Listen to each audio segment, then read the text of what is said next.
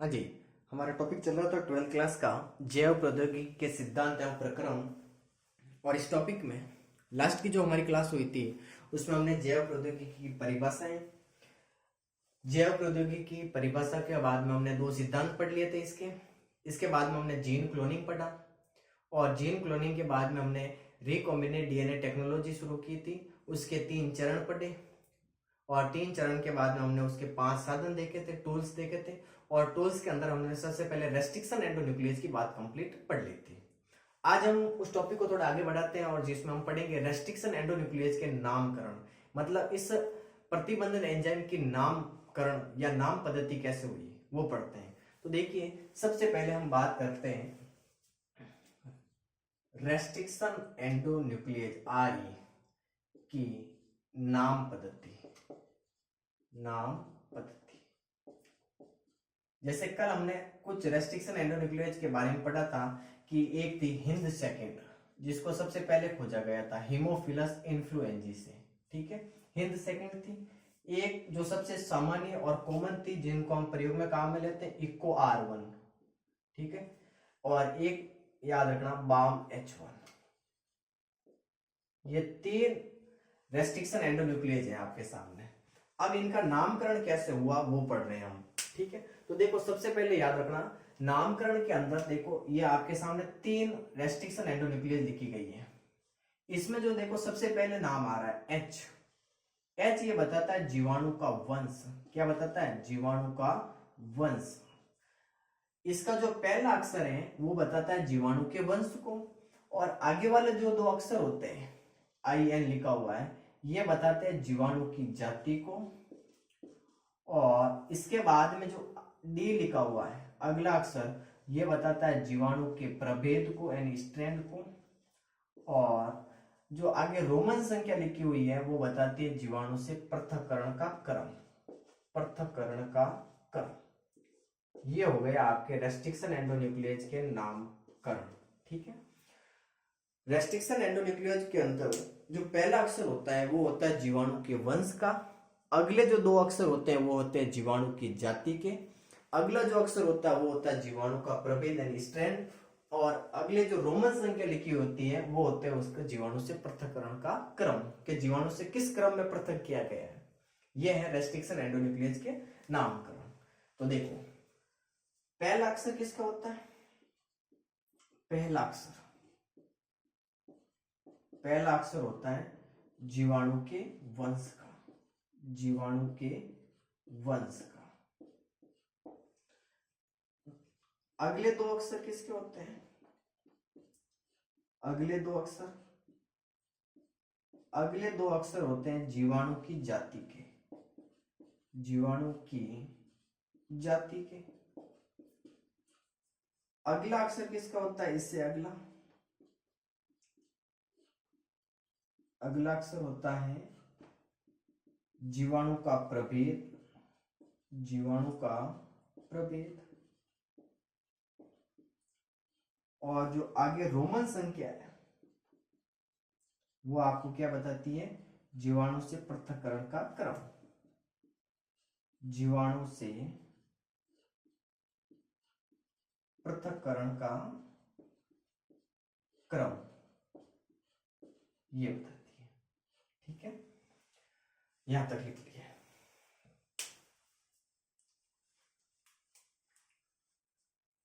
चला गया। अब देखिए, अब कल हमने एक पैलिंड्रोमिक डीएनए की बात की थी। पैलिंड्रोमिक क्रम क्या होता है सबको पता है?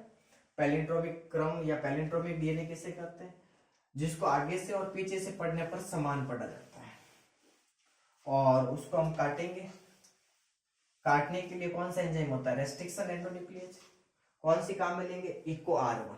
ठीक है, कैसे किस प्रकार से देखें। सबसे पहले आपके सामने एक पैलिंड्रोमिक क्रम बना हुआ है 5 एंड से 3 एंड की ओर, जैसे GAATTC 3 है, और अगर इसको आप पीछे से पढ़ोगे तो भी समान पढ़ा जाएगा CTTAAG। अब देखो ये पैलिंड्रोमिक क्रम है, याद रखना पैलिंड्रोमिक डीएनए। ये पैलिंड्रोमिक डीएनए। अब इसको रेस्ट्रिक्शन एंडोन्यूक्लियस काटेगी। कौन सी रेस्ट्रिक्शन एंडोन्यूक्लियस कहाँ मिलेंगे हम? इको R1 को, क्योंकि ये सबसे सामान्य है और मोस्टली इसी को काम में लिया जाता है। तो ये काटती कहां पर है? इको R1 इसको काटेगी कहां पर? ध्यान से सुनना, ये इको R1 है, ये इसको बीच से कुछ आगे यानी केंद्र से कुछ दूर पर काटती है। ये जैसे केंद्र हो गया तो केंद्र से कुछ दूर पर, जैसे मान लीजिए यहां से इन्होंने काटा और यहां से इन्होंने काटा, तो काटने के बाद में दो चीजें बन गई। एक चीज बनी आपके सामने G C T T A, ठीक है, और एक चीज आपके सामने बन गई A T T C 3 and और 5 एंड पर बन गया G। दो चीजें बन गई, मतलब दोनों अलग अलग हो गए। अब ये जो यहाँ पर श्रृंखला बनी हुई है, ये वाली और ये वाली, इन सिरों को हम कहते हैं चिपचिपे सिरे। क्या कहते हैं? चिपचिपे सिरे। इनको हम क्या कहते हैं? चिपचिपे सिरे। चिपचिपे सिरे इसलिए कहते हैं क्योंकि इसके अंदर हाइड्रोजन बंध नहीं होता, हाइड्रोजन बंध नहीं बनाते हैं। तो ये अब क्या करेंगे, ये चिपचिपे सिरे डीएनए लाइगेज के द्वारा आसानी से जोड़ दिए जाएंगे। ठीक है, अब क्या करेंगे, ये चिपचिपे सिरे डीएनए लाइगेज एंजाइम, कौन सा एंजाइम काम आएगा? DNA ligase. जोड़ने के लिए कौन सा काम आता है? DNA ligase. तो डीएनए लाइगेज इसको जोड़ देगा। क्या कर देगा? जोड़ देगा। अब जैसे जोड़ लिया इन्होंने, कैसे? देखिए,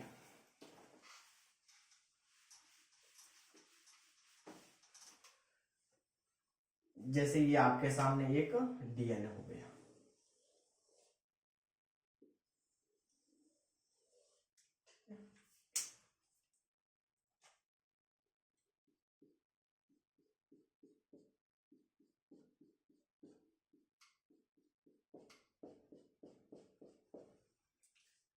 विशिष्ट न्यूक्लियोटाइड क्रम GAATTC 5 एंड से 3 एंड, और उल्टा पढ़ेंगे CTTAAG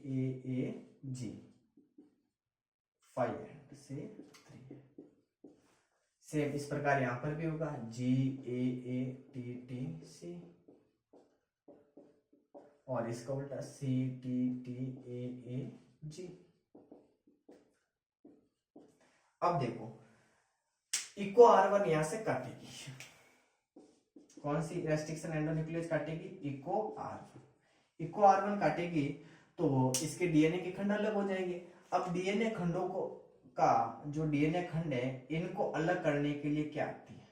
तो डीएनए खंडों के पृथक्करण के लिए हम पढ़ते हैं एगारोस जेल इलेक्ट्रोफोरेसिस। तो अब हम बात करेंगे एगारोस जेल इलेक्ट्रोफोरेसिस की, या जेल इलेक्ट्रोफोरेसिस की बात करेंगे। वो क्या होता है? तो देखिए, जेल इलेक्ट्रोफोरेसिस ये है डीएनए को पृथक करने की विधि। ध्यान से सुन लेना, इंपोर्टेंट है जेल इलेक्ट्रोफोरेसिस। अब हमारा बिंदु है मेन एगारोस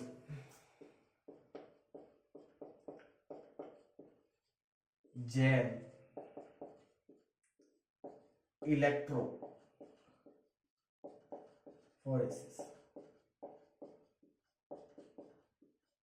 पहला बिंदु याद रखना, ये जो विधि है ये डीएनए खंडों के पृथक्करण की है। डीएनए खंडों का क्या करती है? पृथक्करण। ये विधि किसके लिए काम की है? डीएनए खंडों के पृथक्करण के लिए। और इस विधि के द्वारा जो डीएनए खंड है उनको साइज के आधार पर अलग किया जाता है। याद रखना, ये डीएनए खंडों को, डीएनए जो सेगमेंट्स है साइज के आधार पर पृथक किया जाता है। तीसरी बात याद रखना कि जो डीएनए है, इस डीएनए के ऊपर चार्ज कौन सा होता है? चार्ज होता है ऋणावेश। डीएनए पर ऋणावेश होता है। डीएनए पर क्या होता है? ऋणावेश। याद रख लेना ये मैन।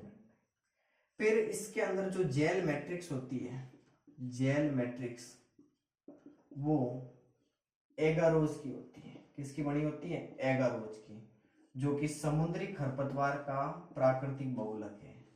जो किसका बहुलक है? समुद्री खरपतवार, जो समुद्री खरपतवार का क्या है, प्राकृतिक बहुलक, प्राकृतिक बहुलक पॉलीमर है। समुद्री खरपतवार में हम बात करें मोस्टली लाल शैवाल, रेड एल्गी, जैसे आपने 11th में पढ़ा होगा, ग्रेसिलेरिया और जेलेडियम, जिसके द्वारा आपने एगार प्राप्त किए थे, जेलेडियम और ग्रेसिलेरिया, ये दोनों लाल शैवाल है, इससे आपने एगार अलग किया था, एगार, ठीक है। तो एगारो जेल इलेक्ट्रो प्रोसेस के अंदर देखना, पहली बात है डीएनए खंडों के पृथक्करण के लिए काम में ली जाती है।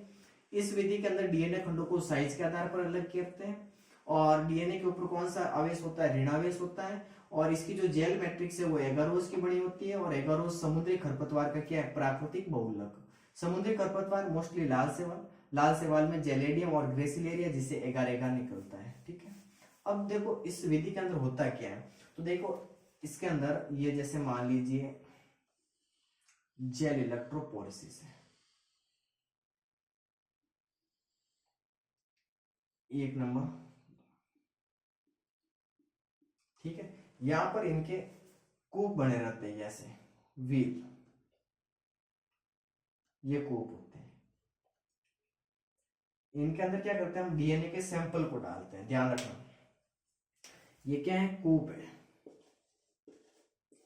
इनके अंदर डीएनए का सैंपल डालते हैं, ऐसे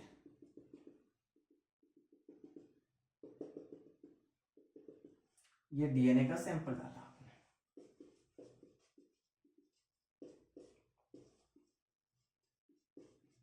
और इस साइड में होता है कैथोड, कैथोड का मतलब ऋणावेश, और इस साइड में होता है एनोड, एनोड का मतलब धनावेश।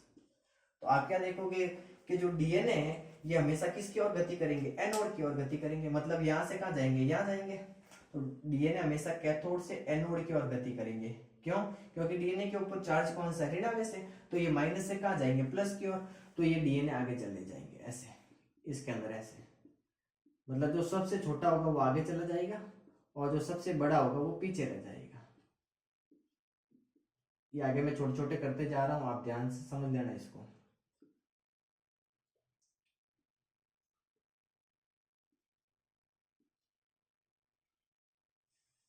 इसमें क्या होता है कि इसके अंदर जो सबसे छोटा डीएनए खंड होता है वो अधिकतम गति करता है, जैसे ये सबसे छोटा डीएनए है तो ये अधिकतम गति करेगा, सबसे छोटा है, सबसे छोटा जो डीएनए होता है ये सर्वाधिक गति करता है, क्योंकि इसको रेस्ट्रिक्शन एंडोन्यूक्लियस ने काट दिया है, सर्वाधिक गति करेगा। और जो सबसे बड़ा खंड होता है, जैसे मान लीजिए कि ये सबसे बड़ा खंड है तो ये पीछे रह जाता है, सबसे बड़ा डीएनए का जो खंड है ये कहां रह जाता है, पीछे रह जाता है, क्यों, क्योंकि यहाँ पर रेस्ट्रिक्शन एंडोन्यूक्लियस इसने काटा नहीं, भाई रेस्ट्रिक्शन एंडोन्यूक्लियस जिसे काटेगा ही नहीं तो ये पचेगा ही नहीं, ये अनडाइजेस्ट रह जाएगा, अपच रह जाएगा, इसलिए ये सबसे न्यूनतम गति करता है, पीछे रह जाता है, ठीक है। अब देखो ये सारा मैटर हो गया कि इस कूप के अंदर आपने डीएनए के सैंपल को डाल दिया, सबसे छोटा था वो सबसे आगे की ओर गति कर रहा है, और जो सबसे बड़ा है वो पीछे रह गया, क्योंकि वो उसके ऊपर रेस्ट्रिक्शन एंडोन्यूक्लियस ने काम नहीं किया, और काम नहीं किया तो ये अपच रह गया। अब हम देखेंगे किस, अब हमें पता कैसे चलेगा कि सबसे छोटा कौन सा है, सबसे बड़ा कौन सा, डीएनए को देखेंगे कैसे, तो देखने के लिए आपको पराबैंगनी प्रकाश चाहिए, मतलब यूवी लाइट चाहिए, और पराबैंगनी प्रकाश के साथ इनको अभिरंजित करना पड़ेगा इथिडियम ब्रोमाइड से, तब जाकर आपको डीएनए खंड चमकीली नारंगी पट्टियों के रूप में दिखाई देंगे, ध्यान में रखना। अब डीएनए को देखने के लिए, डीएनए को देखने के लिए हमें पराबैंगनी प्रकाश चाहिए, क्या चाहिए, पराबैंगनी प्रकाश, पराबैंगनी प्रकाश, यूवी लाइट चाहिए, यूवी लाइट चाहिए, और अभिरंजित किससे करेंगे, इथिडियम ब्रोमाइड से, याद रखना, अभिरंजित किससे करेंगे, इथिडियम ब्रोमाइड से, इथिडियम ब्रोमाइड से अभिरंजित करेंगे, और अभिरंजित करने के बाद में ये कैसा दिखाई देगा, चमकीली नारंगी पट्टियों के रूप में, चमकीली नारंगी पट्टियों के रूप में दिखाई देगा। ठीक है, अब जैसे आपने ये एगरोस जेल इलेक्ट्रोपोरेसिस बनाया था, यहाँ पर ये आपने कूप वूप बनाए थे। ठीक है, इनके अंदर आपने डीएनए का सैंपल डाला था, तो आपने देखा कि सबसे छोटा होता है वो आगे गति कर गया। यहाँ पर मान लीजिए सबसे छोटा था, इसने आगे गति कर ली, सर्वाधिक गति कर रहा है, और सबसे बड़ा होता है वो पीछे रह जाता है। तो इनमें से अब आपको अलग कौन सा करना है, पृथक कौन सा करना है। जैसे मान लीजिए कि ये मुझे निकालना है बाहर, इसका मुझे पृथक्करण करना है। ठीक है, तो हमें क्या पढ़ना है, हम पढ़िए रहे हैं कि जेल इलेक्ट्रोपोरेसिस डीएनए को पृथक्करण करती है। तो मान लीजिए हमें इसको बाहर निकालना है, तो इसकी यहाँ से जेल कट करेंगे, इसकी जेल कट करेंगे और इसको बाहर निकाल देते हैं। इस क्रिया को कहते हैं छालन या इल्यूशन, छालन या इल्यूशन, ये होता है इल्यूशन या छालन। ठीक, इसको पृथक करना है तो यहाँ से जेल कट करेंगे इसकी और इसको बाहर निकाल देंगे, इस क्रिया को छालन या इल्यूशन करते हैं। ठीक है, यहाँ तक कर लीजिए नोट। ये हो गया एगारोस जेल इलेक्ट्रोपोरेसिस। समझ में आ रहा है? अब देखो,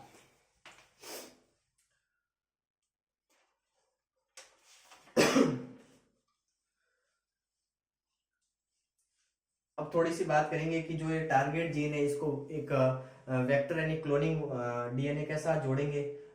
जोड़ने से पहले रेस्ट्रिक्शन एंडोन्यूक्लियस इसे काटेगा, फिर वापस जोड़ने के लिए डीएनए लाइगेज काम आएगा, और जोड़ने के बाद में इसको एक परपोषी कोशिका के अंदर ट्रांसफर करेंगे। इकोलाई के अंदर जीवाणु कोशिका है, उस क्रिया को रूपांतरण करते हैं।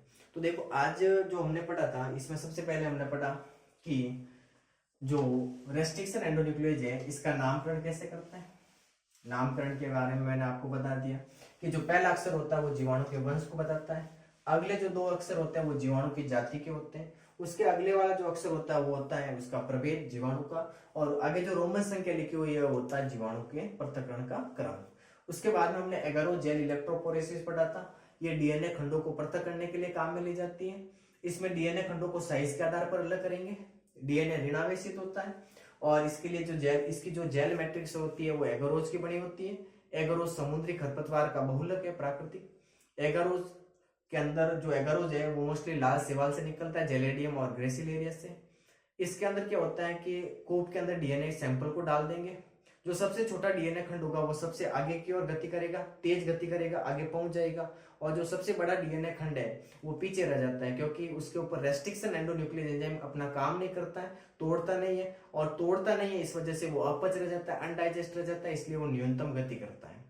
अब हम देखेंगे कैसे डीएनए को, तो देखने के लिए आपको पराबैंगनी प्रकाश चाहिए और उसके साथ उसको अभिरंजित करना पड़ेगा इथिडियम ब्रोमाइड से, तब जाकर वो चमकीली नारंगी पट्टियों के रूप में दिखाई देगा।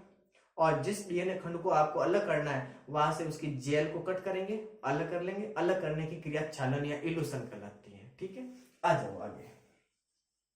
ये हो गया आपके सामने, देखिए वांछित जीन, ये है वांछित जीन।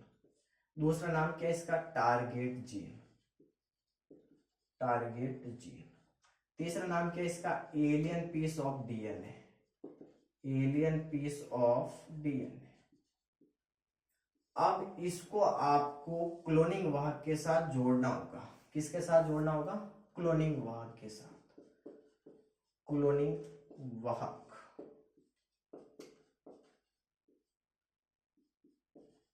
क्लोनिंग वेक्टर, इसके साथ जोड़ना है। तो सबसे पहले देखिए, ये मान लीजिए कि आपके सामने ये हो गया वांछित जीन, ये क्या हो गया, वांछित जीन, और ये मान लीजिए आपके सामने हो गया क्लोनिंग वाहक, ये हो गया आपके सामने क्लोनिंग वाहक। ठीक, तो सबसे पहले देखो यहाँ पर रेस्ट्रिक्शन एंडोन्यूक्लियस काम करेगा। रेस्ट्रिक्शन एंडोन्यूक्लियस इसको क्या करेगा, तोड़ेगा। इसको भी क्या करेगा, रेस्ट्रिक्शन एंडोन्यूक्लियस तोड़ेगा। तोड़ दिया तो जैसे मान लीजिए कि एक टुकड़ा ये हो गया, एक टुकड़ा ये बना और एक टुकड़ा ये बना। सेम इसी प्रकार को रेस्ट्रिक्शन एंडोन्यूक्लियस ने काटा, तो काटने के बाद में ये वाली चित्र बनेगी, ये वाली संरचना बनेगी। जैसे मान लीजिए यहां से इन्होंने काट दिया तो ये बन गया। ठीक है, अब देखो, अब ये कट गए हैं, मतलब ये इसके साथ जुड़ेगा। क्लोनिंग वाहक का मतलब है कि ये जो टारगेट जीन है, ये जो है ये टुकड़ा, ये इसके साथ जुड़ेगा। अब इसको यहाँ पर जोड़ने के लिए आपको क्या चाहिए, डीएनए लाइगेज। क्या चाहिए, डीएनए लाइगेज। जोड़ने वाला कौन होता है, डीएनए लाइगेज। ये डीएनए लाइगेज क्या करेगा, इनको यहाँ पर जोड़ देगा। कैसे, तो देखो जैसे मान लीजिए ये कोशिका थी,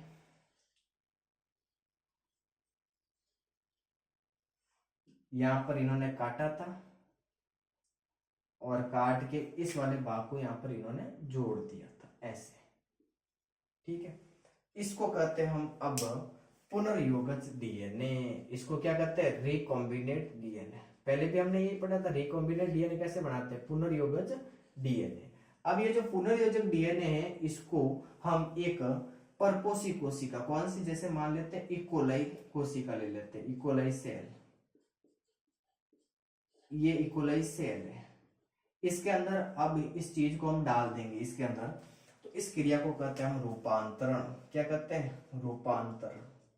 याद रखना ये वांछित जीन या टारगेट जीन या एलियन पीस ऑफ डीएनए, इसको क्लोनिंग भाग के साथ जोड़ेंगे। तो सबसे पहले रेस्ट्रिक्शन एंडोन्यूक्लियोज इनको काटेगा, तोड़ेगा। काटने के बाद में इस चीज को यहाँ पर जोड़ना है, तो जोड़ने के लिए कौन सा एंजाइम काम आता है, डीएनए लाइगेज। डीएनए लाइगेज क्या करेगा, इस टारगेट जीन को यहाँ पर जोड़ देगा। ये टारगेट जीन यहाँ पर जुड़ गई। जोड़ने के बाद में अब आपको एक परपोषी कोशिका है, होस्ट सेल जो हमने ली, इकोलाई सेल ली, इसके अंदर डाल दिया। इस क्रिया को कहते हैं हम रूपांतरण। क्या कहते हैं, रूपांतरण। याद रखना ये वाली बात। अब इसके बाद की जो क्लास है उसमें हम पढ़ेंगे कि एक अगर परपोषी कोशिका के रूप में आपने जीवाणु कोशिका को लिया है, तो जीवाणु कोशिका को लिया है तो उसके लिए आपको क्लोनिंग भाग क्या चाहिए, क्लोनिंग भाग चाहिए। उसके लिए प्लाज्मिक डीएनए या जीवाणु भोजी डीएनए। अगर आपने पादप कोशिका ली है परपोषी के रूप में, तो उसके लिए क्लोनिंग भाग चाहिए आपको एग्रोबैक्टीरियम ट्यूमिफेसियस का टीआई प्लाज्मिड। और अगर आपने परपोषी कोशिका के रूप में जंतु कोशिका ली है, तो जंतु कोशिका के लिए आपको क्या चाहिए, रिट्रोवायरस।